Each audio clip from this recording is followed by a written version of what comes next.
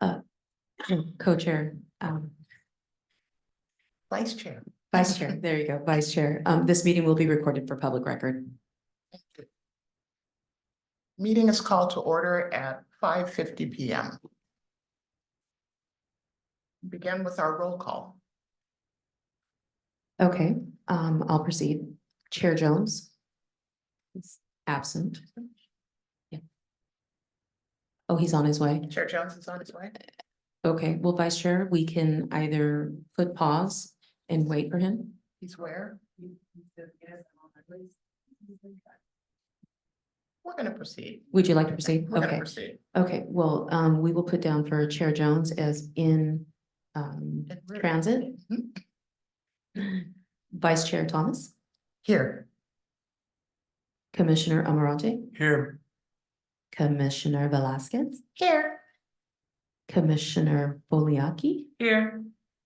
and Commissioner Katz is absent. Is absent. So Vice Chair, we do have a quorum. All right, thank you. We will move to item number 3, review of the agenda. Commissioners could please review the agenda. And if you have any changes, please state those aloud.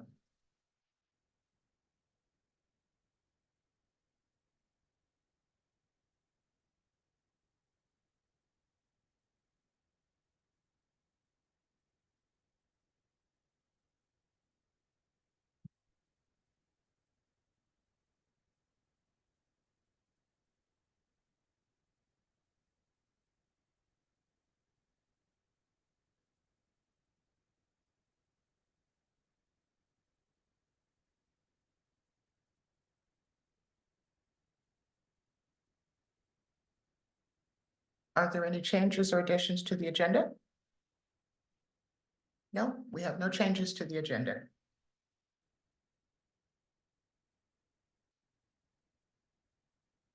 Item number 4, public comment for commissions.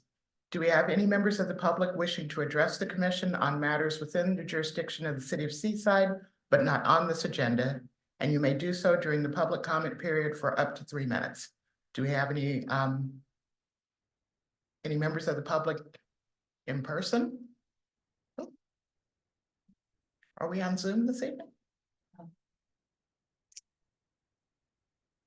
Do we have anyone in attendance on Zoom that would like to address the commission?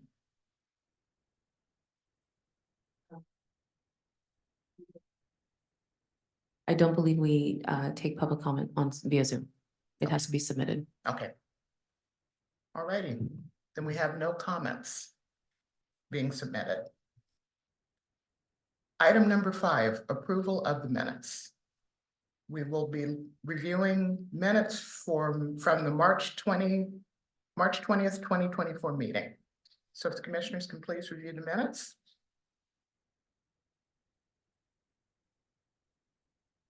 And if you have any changes or corrections, please state those aloud.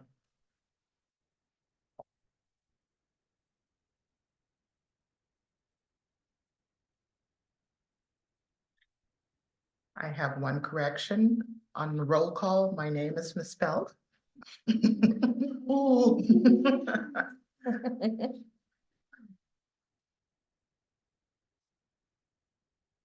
And I will be turning the meeting over to Chair Jones, who has arrived. Okay, I will go back to our roll call and Chair Jones. Present. So as stated before, a forum has been established. Thank you and welcome, Chair Jones.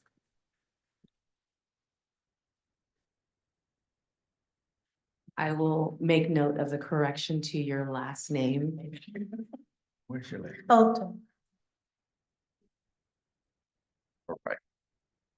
So everybody has had a chance to review the minutes. Are there any questions concerning the minutes? With the one exception, do I have a motion to approve? I move to approve the minutes from the March 20th meeting. It has been motioned. Do I have a second? Second. Been moved and second. Are there any questions? No questions. All in favor? Aye. It has been. Motion carries.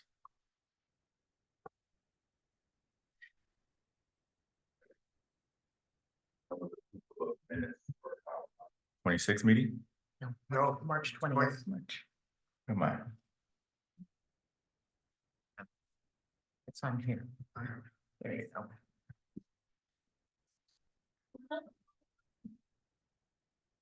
Business, business items. That was my one for the meeting, sorry. Are there any business item?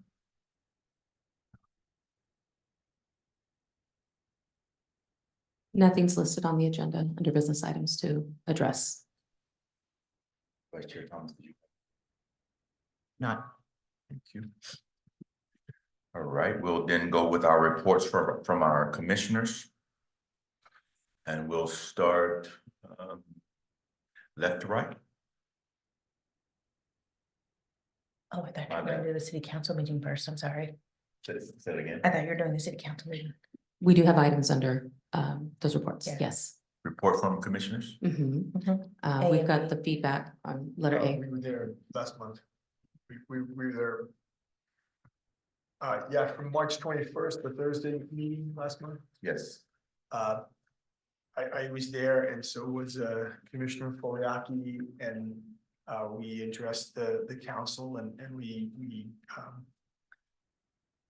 respectfully suggested to them what our recommendations were and they took that under consideration. And there were a lot of people speaking and we're gonna have it on the ballot here, right? Fireworks. So I don't know, have anything to add? No, I hope that's sufficient to. Set me to it. Thank you, Commissioner Tony. Just so we all clear, in our last meeting, we decided that there would be commissioners who would show up at the city council meeting and who would give the city council our input on fireworks. We know that at that meeting, there was probably a lot of public comments, and the city council voted to put the issue of fireworks on the ballot for the people. So we're really looking forward to seeing the outcome of that ballot measure as we go back. The current situation with our children and the decades of violence, that is you, Commissioner. Yeah, Velasquez. yes, this was something that I am a lover of history. I collect books the way some people collect shoes or baseball cards or purses or whatever, but one of the things that I have noticed, and even with the recent violence, I've gone as far as actually speaking to family members. And one of the things that I noted, I have an adoptive uncle and aunt that were basically a part of the first class at Seaside High, basically, you know, when the school was open. And then I guess the older sibling had gone to Monterey. But I also have cousins that attended Seaside High. My older brother, may he rest in peace, he also attended Seaside High. And then I attended Seaside High. I actually attended Seaside and Monterey. And so, you know, they told me stories back from the 70s of things that happened at Seaside. And then my cousins told me stories that happened in the 80s. And then I have another cousin that was present in the early 90s, and then I graduated in the mid 90s. And my brother, you know, told me stories. And then I left for 15 years, and now to come back, and it's, you know, to still hear, you know, that things are happening. And it's one of those things that it's like we learn the history of an area or say a state or a country, but we're not applying it. And so, you know, having studied history, I know violence doesn't just happen. It's not just innate in certain groups of people or certain economic classes. It's a result of many things. And just to, you know, I'm an alum of Seaside High, and just to hear some of the things I've heard recently, just being out and about and, you know, wanting to say something, but not saying anything for multiple reasons. One being on this committee and then also being on the school board. But to hear things, saying that Seaside's always been a bad school, or to hear, it's just nothing but thugs that go to that school. It's just very disheartening. And I just feel like, I have on here to research, hopefully to maybe start this conversation, start researching why is Seaside so different? Why hasn't there been the same amount of violence at Monterey, even though from what I was told, from some of my older friends and their parents, that prior to Seaside High opening, there was a certain amount of violence at Monterey High also. So to know that it's not a particular group of people or certain groups of people, but to know that usually it's because of a condition. And then to also, like I said, see this still half a century later and it's still occurring. I just feel like we should be doing more. We should be looking into the situation, looking at why is this happening? Why is this school so different from the other schools in the district? That kind of thing. And so that's what I wanted to talk about, because this isn't the first, as they were calling it in the news, they were calling it a brawl. And, this isn't the first time, but I just feel like as a community, as parents, we should be doing more or something. So I just feel like there needs to be a dialogue. Because we don't want to see this another half century from now still happening. And so that's why I just hope that maybe the way we kind of studied the fireworks situation, that maybe we can do something with this situation also. Thank you. I was gonna ask our representative who's sitting in for our chief. I'm sorry, I didn't get your name. This is Commander Doza. Yeah, we didn't take an opportunity Oh, to. Commander, I know you. Yeah. I'm sorry. You wanna come I had a up? birthday. Commander Dozer, maybe you want to enlighten us, give us a little information. I don't know if all the commissioners know about the incident that happened at Seaside High, which is what Commissioner Vasquez is referring to, on last week. Correct, last week, yes. There was a commission. In fact, one of the reasons why I'm late is because I just left another meeting of the Blue Ribbon Task Force where they were discussing this very issue. And that's where Commander Pasconi. Correct. That's where he was as Right. well. Commander Pasconi, yes. Yeah, Commander Pasconi was in that meeting as well. And so it is a hot topic issue and very concerning to the community. Right. Yeah, last week there was a large fight, multiple fights at Seaside High School. It spanned throughout the whole campus. It required us and other neighboring agencies to come and restore the peace at the school. Yes. Anybody have any questions for Commander Dozier while he's there? You may want a little more information, Tony. I can tell you, this is the first I'm hearing of it. I'm sorry, and I work in education, so I don't know. It's not the first time that that's not unheard of in high schools, just in the United States. It's just that stuff that happens. It shouldn't happen. My intuitive question is, did this all start and in some way, was it connected to a cell phone? I don't believe so. No. It all started actually the day before, we believe, with one or two incidents, actually one during the weekend on a Saturday. And then the day before the incident right outside the main gate of the school. So it looks like it was a continuation of the two incidents. It's quite possible. I'm not aware of that, but it is quite possible. It seemed like it exploded and continued throughout the campus, and it got out. The school staff couldn't handle it themselves and required us to come. Yes. I have a question. Were Yes. arrests made? There wasn't no physical arrests made. We did detain some students to figure out what was going on. Our main goal was restore the peace, figure out if there was any injuries if there was any weapons. We didn't discover any evidence of weapons. Again, we did end up citing one student there on the scene. Again, we restored the peace, and we're still investigating currently right now, but no physical arrests were made. We did handcuff one student that I saw, but we released them right after we gave them a citation. Yes. My concern is that what typically happens with situations like this is that there's a wealth of rumors and hearsay circulating on social media. Yes. The general community doesn't know what is the truth and what's not. This thing has been everywhere over the past 5 or 6 days. I've actually spoken with some students from Seaside High School. I've spoken with some parents. I'm also an alum of Seaside High School.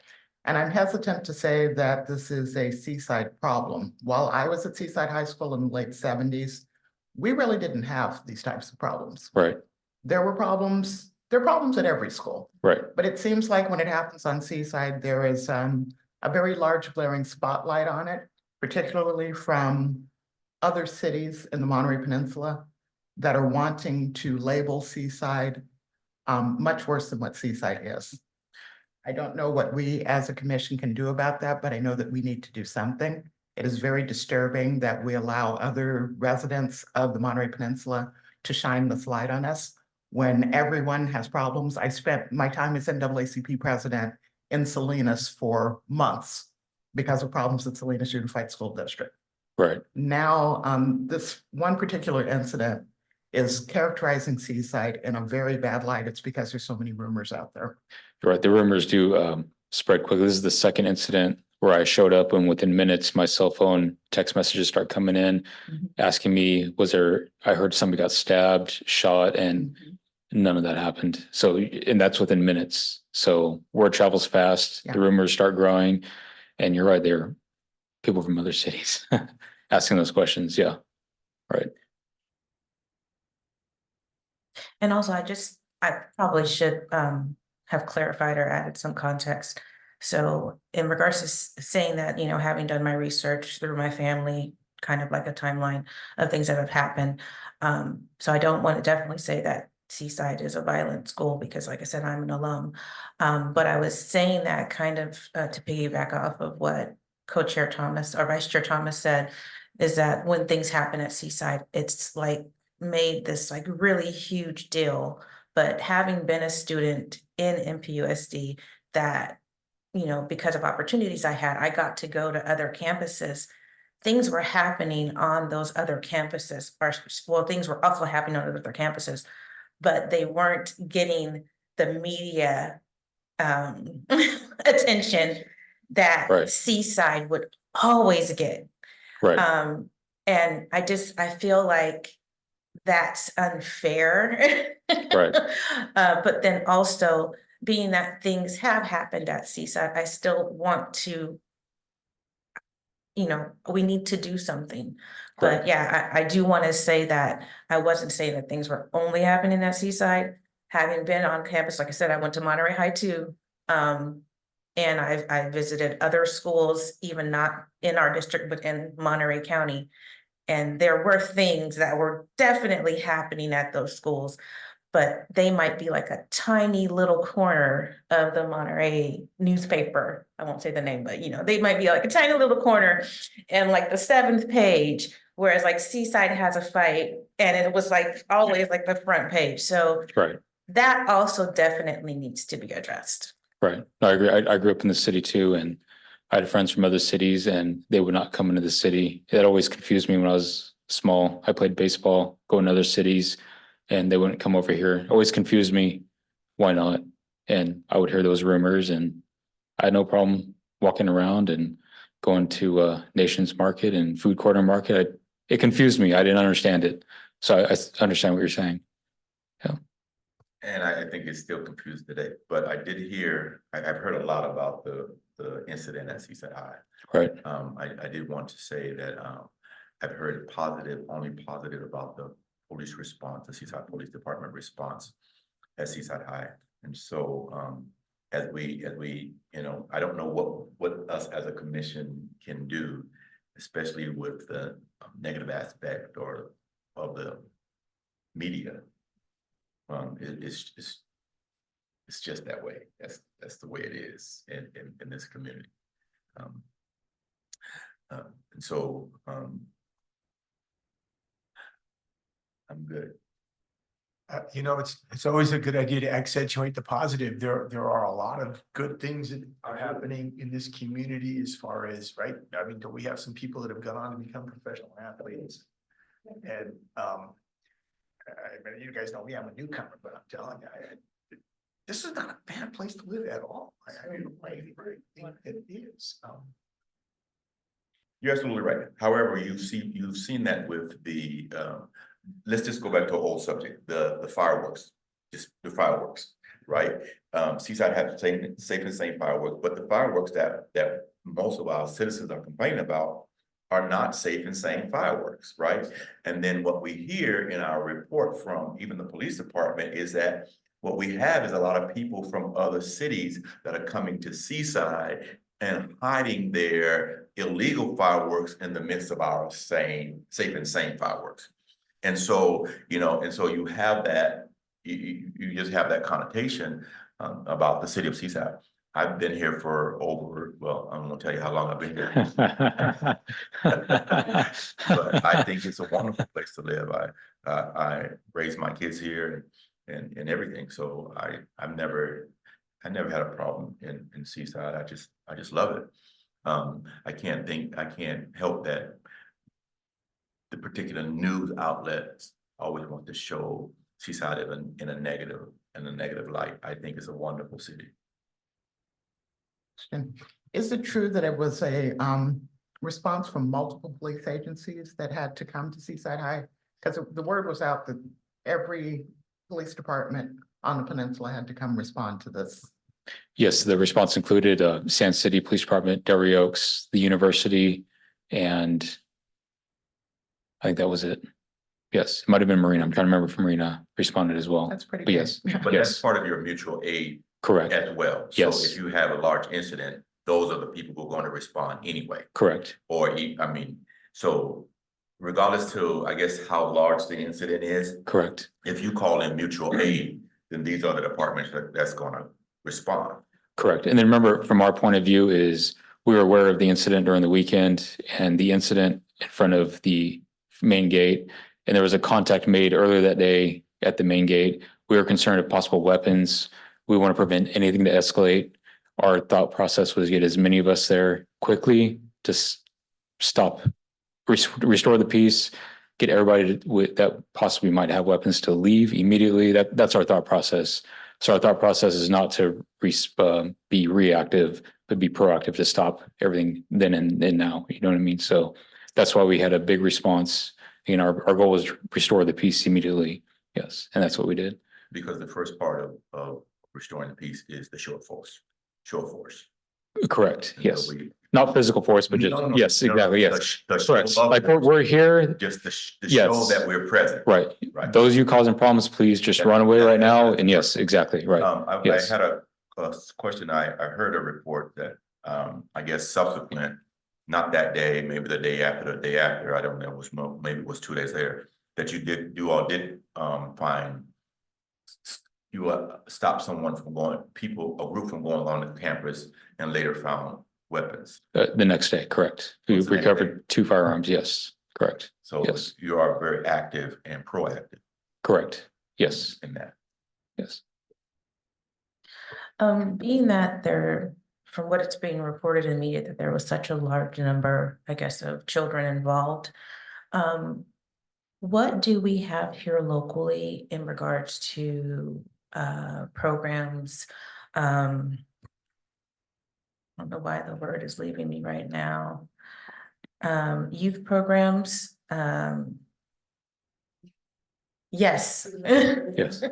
Because I'm thinking since, I'm just going off of the media report, because I don't have a lot of information as of yet, but just based off of the media report, if it's going to involve such a large number of youth, do we have diversion support available to the programs? So that it's not just, straight into the criminal justice system, but, let's try to reroute these youth. And Absolutely. We're gathering all the evidence. The school has video cameras and we're looking at it a case by case basis. So it's not gonna be a blanket, just because you're involved in the fight, it's gonna be case by case. And Some kids might deserve diversion. Some kids may already have been on diversion and they're not ineligible. Some kids may be on probation, ineligible. For example, yesterday we found out that one high school student actually was trying to prevent some fighting, and it appears their emotions may have got the better of them, so they may qualify, they may be more appropriate for diversion. So it's gonna be case by case basis for every student that we look at, not just a blanket, everybody gets cited into probation. But we do have those, we do have. services Absolutely. available. Yes, we have a city diversion. There's diversion through the county, but we have a city diversion, and that's our go-to is our city diversion. Yes. And what number of students are we talking about?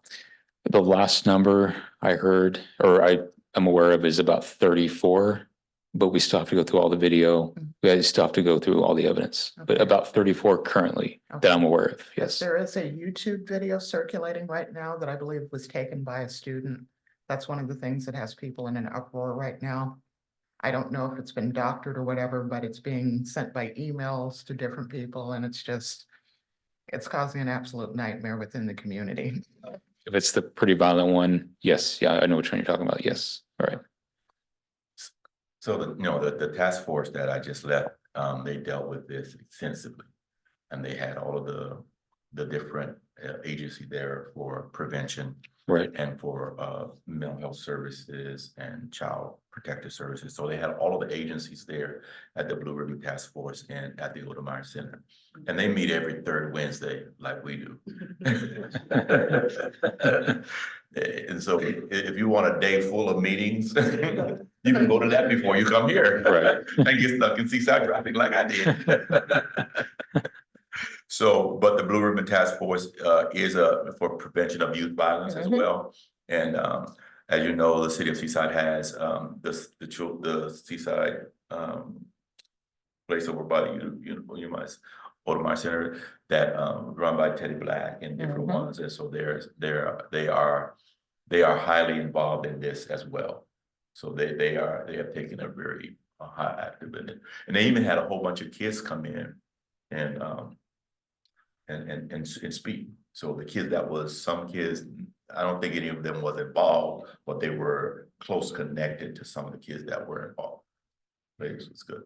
And I was saying the reason why I asked that is because I think one of the things that I got from a parent that I was talking to is just not knowing where their resources are. Because this parent that I was talking to they're dealing with, a teenager that they're trying to, keep from the street, as she would say. And they're just, being newcomers are just like, we don't know where to go. Like, and how many other parents that are working 2 and 3 jobs. And they're like, I can't stay home with them because I have to keep the roof over their head. But then they're like, who do I turn to for help with my child? And so I think one of the things that would be good, and maybe as a suggestion to city council or something like that, because I don't think it's something that we could probably do as a commission, is having maybe like a 1-pager or something, because a lot of parents, they don't know who to reach out to for help. And when this fight happened, children are getting in trouble, and the parents like, if I take time off work, that missing that day, I might not make rent, but then it's like, I have to do this or do whatever. So that's why I'm like, when I'm saying like, we need to do something, part of that is we need to let parents know like what's available to them, the diversion programs, the name, contact, like having something so that's like, yeah, here, these are numbers you can call in regards to your child.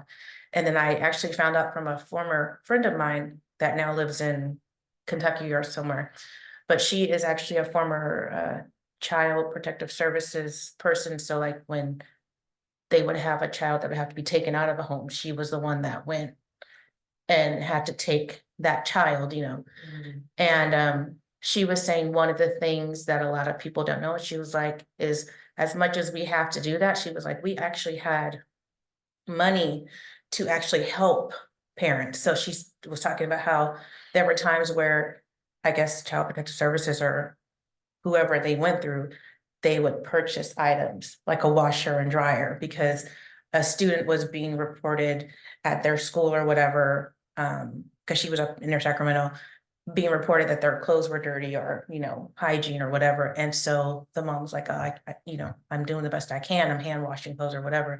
They went and bought her a washer and dryer. So as much as we hear about them taking children, like there are also supposedly resources to actually help families from that. But I guess a lot of people, when you say Child Protective Services, I know I was one of them as a special needs parent, what? Yeah. A lot of people don't know that. So that's what I mean, like knowing that there are so many resources out there, but just having something for the city of Seaside to let them know, like, there's help for you.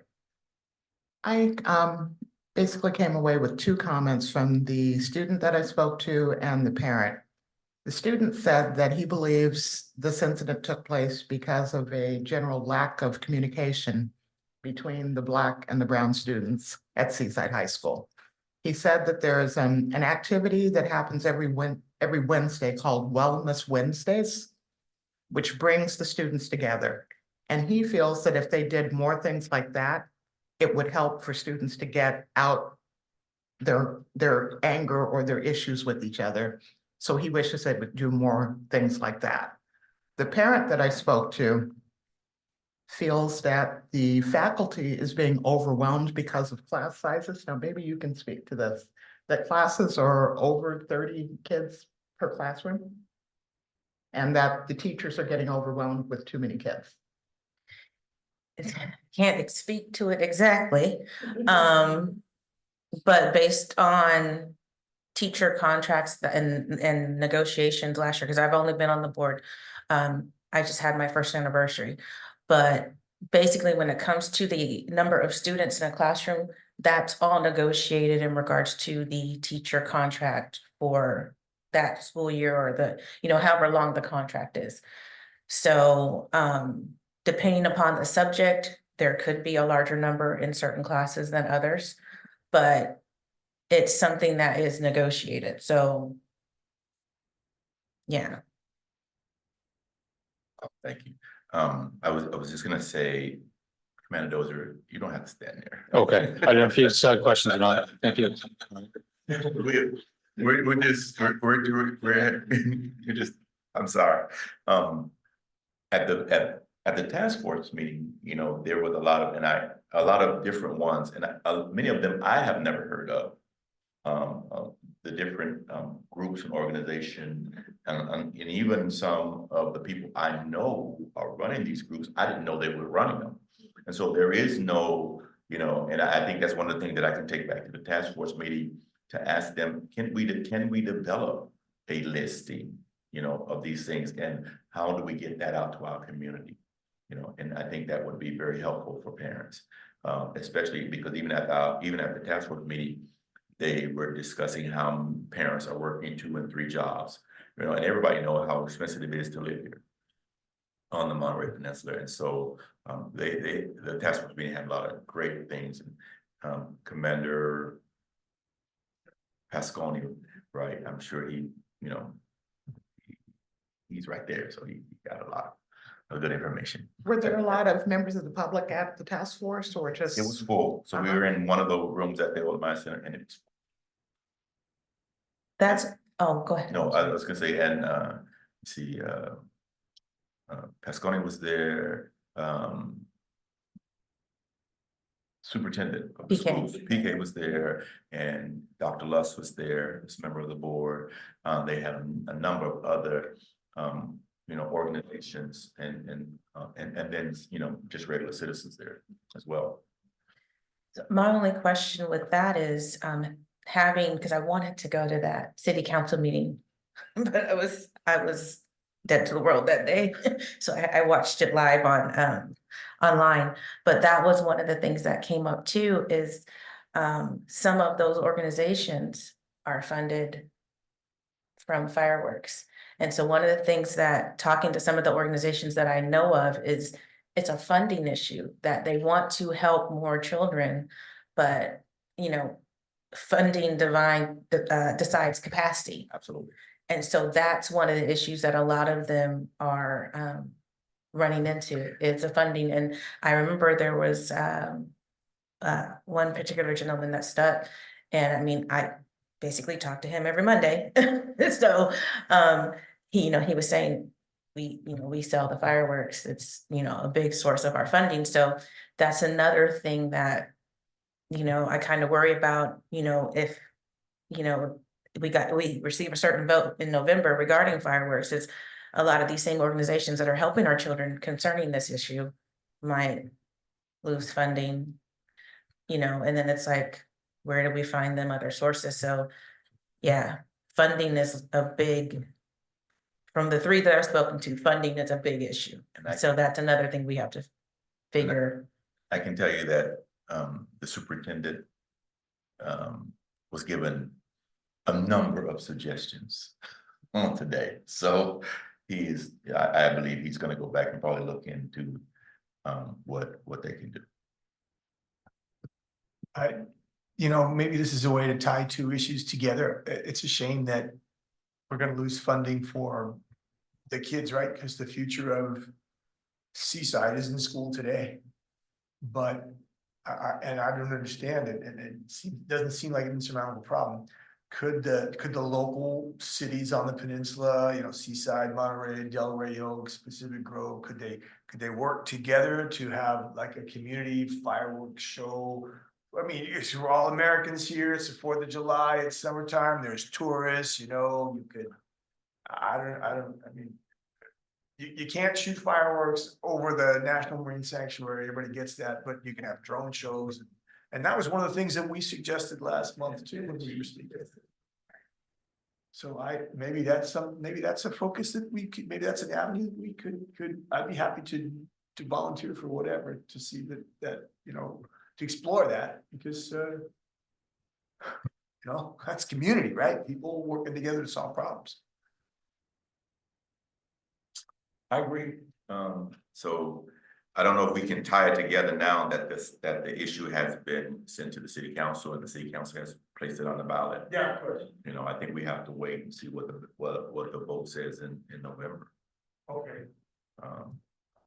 Because I know the chief, that was one of his main things was, That drone show. a drone show and different community activities rather than just. Could you have people, stadium someplace, selling candy or whatever, and raising money for whatever, make money, stuff sets back. Yeah, and if you remember, I was telling you, well, the chief was there and said it was, well, a few years ago, I can't remember how many years ago, I don't know if Commander does know, that the city of Seaside had a big fireworks thing out at the golf course.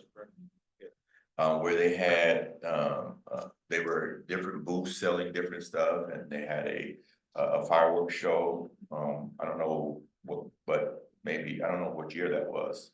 I don't recall what year that was. Yeah, but it was a while ago, and 2 years.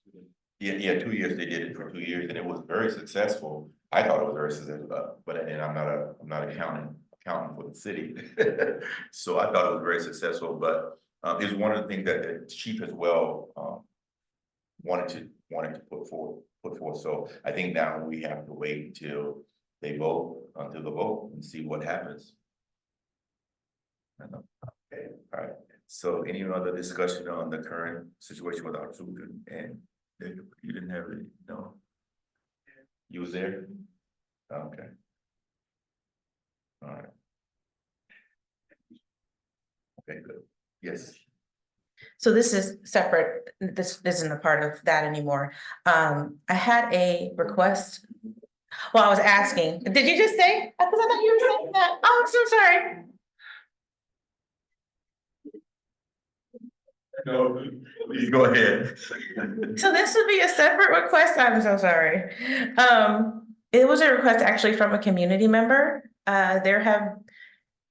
She said that she has noticed some issues in regards to how people are driving in Seaside. This is an older community member, but she just said it just seems like there are some things that people need to brush up on. And so she said, she's like, baby, you have that CSAC meeting. She said, maybe you can ask the chief this is her question.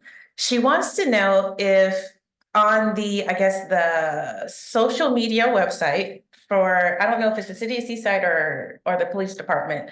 But she wanted to know if they could possibly do some kind of little tutorials regarding like, what do you do at a four-way stop sign? And things like that, because, she said it just seems like driving in Seaside is getting worse, and she's noticing a lot of people coming out of the turning lane.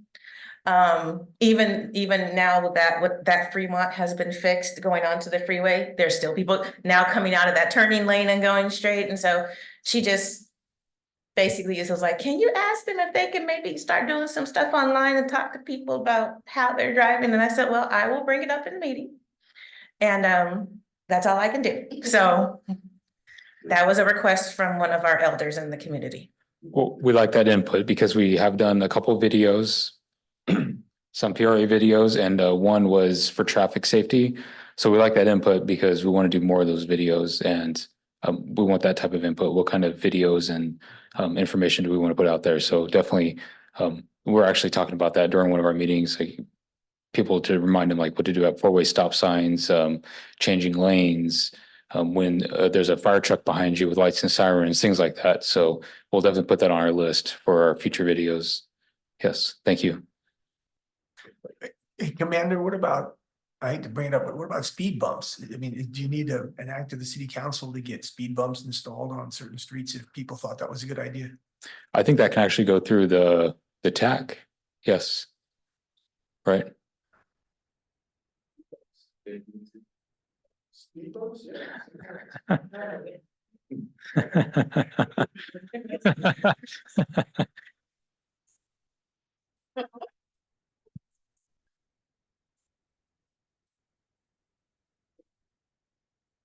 I traveled one day, well, one day and worried a lot. So, I noticed, Commander, a more, can I say a more presence? Have you guys, yeah, I'm trying to figure this word out. My brain just got brain locked. Yeah, have you guys, increase, yes, thank you. Your traffic stops or your traffic, rover, whatever. Yes, we have. And when we can, we have extra units out there for traffic control. We're building up our motor program. Right now it's collateral, but so it's not full time, but we're getting more officers trained for a collateral motor program. So we have those guys out there as much as we can, not as much as we want, but when we can. Also those officers who like doing traffic, we have those guys out there as much as we can as well. Yes. Could I see a bicycle? Officer on a bicycle? Yes, we have Down officers. side? Yeah, we have officers trained on bikes too. Yeah, I thought I saw a Right. couple of officers on bikes. I was like, oh, Yes. this is new. Yes, we have officers trained for bikes too. Exactly. That's pretty cool. What's the status of your, what do you call it, the student thing with the officers? Oh, the CHAMP program? Yes, Yes, our CHAMP program is currently launched. We have members in the program now. We have advisors going, so it's going now. We're doing training now with our CHAMP cadets and the fire as well, fire department. I guess the question is, how can this commission help your CHAMP program? That would be my question. I guess support us like you guys currently are, yes, with our program. And we've got a lot of interest. We got so much interest to the point where we're pretty much full with cadets right now, where our Really? advisors are kind of like, okay, I think we have a couple more, and then we need some more advisors before we start expanding the program. Yes. We need to recruit a student for the commission, remember? Oh, that's right. And Yes. perhaps Yeah. someone from the CHAMP program will, Absolutely. we definitely, Yeah, we need to absolutely. fill that position. Yeah, if you all have someone from the CHAMP program that would like to, we would like that. If I can intercede here for a moment. Yes. So I do have a response back because the questions did come up and I checked with our city clerk, excuse me, just a sec.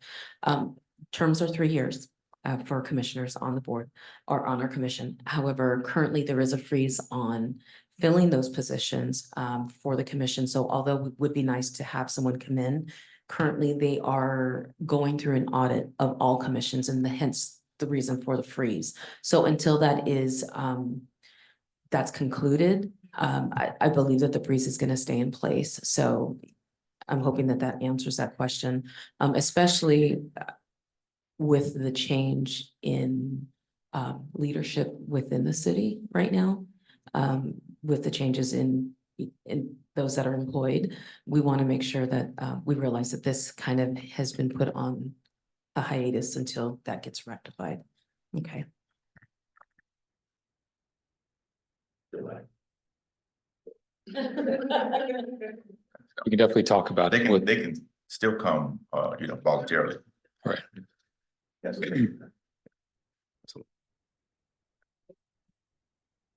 I think that that's a great idea for them to at least come attend and, right, although they wouldn't be sitting on the board, they can at least attend. Absolutely. And, do you all have like a graduation ceremony or any kind of thing that when they complete it, or do they complete? no, it's a continuous training program. So our goal is to use it, one, as a recruiting tool as well for us or the fire department. Right. So there's really no graduation, maybe until hopefully we hire one of them as, a police officer or a CRS, or if they like records or something in our department, or maybe another department in the city, but it's a continuous training program in leadership training. Yes. Yeah. That's great. That's great. While you're there. Yeah. We are writing on reports from staff. So while you're there, the floor is yours. Yeah, I think we went over the incident at Seaside High School. Our chant program is up and running. There's not much else to report at the moment from the police department. Yeah. Thank you. Gina, you have anything you want to add to the staff? At this time, no, I did want to bring a few things up. However, after some conversation with, again, our city clerk, we're gonna review some of those items before I actually bring it to the board. Okay. But I would just recommend that you maybe review the ordinance just to kind of see some reporting things that maybe we may be needing to address as a commission.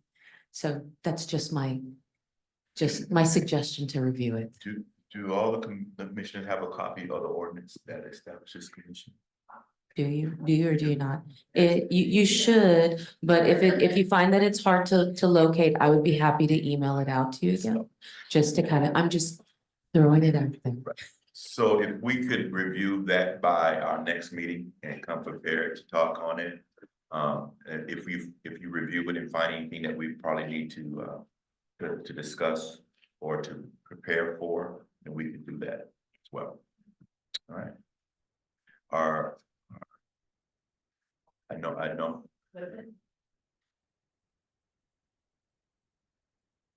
I would look at the latter half of the power and duties, Power. second half of the alphabet on power and duties. Power and duties.